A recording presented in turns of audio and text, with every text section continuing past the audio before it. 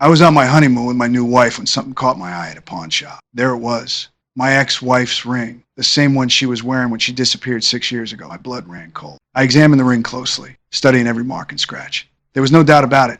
This was the exact ring I'd given my ex-wife 6 years earlier. I immediately pressed the pawn shop owner for details about where he got the ring, but he wouldn't budge, refusing to give me information. Left with no choice, I slipped off my new wife's wedding ring and offered it as a trade. The owner could see how desperate I was for this particular ring, so he finally opened up. He told me a guy named Thompson had pawned it. The moment I heard that name, my heart started racing. I kept pushing for Thompson's address, then sent my new wife back to the hotel and drove off alone to track down any leads about my ex-wife. I found Thompson's place pretty quickly. When I confronted him about the ring, he immediately got suspicious and asked if I was a cop. After I told him I wasn't, Thompson claimed he didn't know anything, but I could tell he was lying through his teeth. Time was running out, and I needed answers about my ex-wife. I started threatening Thompson, backing him into a corner until he cracked. Finally, he got scared enough to talk. He said he'd gotten the ring from his Uncle Carl and gave me Carl's address. I raced over to Carl's house. When Carl got home from work and saw me waiting, he asked who I was.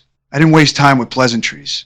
I went straight to asking about the ring. Carl took one look at it and immediately claimed it was his, demanding I give it back. I explained the whole story about the ring, but Carl wasn't buying it. He kept insisting I return it. We were at a complete standstill. With no other options, I threatened to go after Thompson to force Carl's hand. When Carl heard his nephew's name, he defeated and finally, he admitted he'd won the ring from some guy named Johnny a few years back. The second I heard Johnny, I demanded his address. But Carl clammed up and started backing away from me. I could see what was coming. He was going to try to grab the ring back. We started wrestling, and Carl had me. The guy was built like a tank, and I was no match for him. Luckily, when he knocked me down, I managed to grab a brick and knocked him out cold. I had to find Johnny's address, so I ransacked Carl's house looking for his contacts. Thank God I found Johnny's address pretty. As I was heading out, I spotted a hunting rifle. I grabbed it and drove to Johnny's place. When I got to Johnny's house, he was just sitting there watching television. I crept up quietly to get closer. That's when I noticed a bunch of photos stuck to his refrigerator. The very first photo was of my ex-wife. Seeing that photo, I knew for sure that Johnny was the one who'd taken her.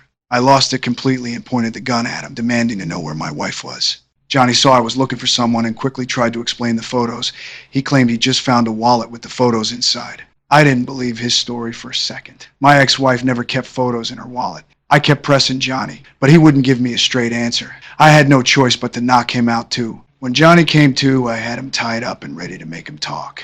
Seeing I meant business this time, Johnny immediately gave in. He told me my wife was locked up in the barn outside. I bolted for the barn immediately. The moment I threw open those barn doors, I was absolutely horrified. My ex-wife really was being held there, and she'd been through hell.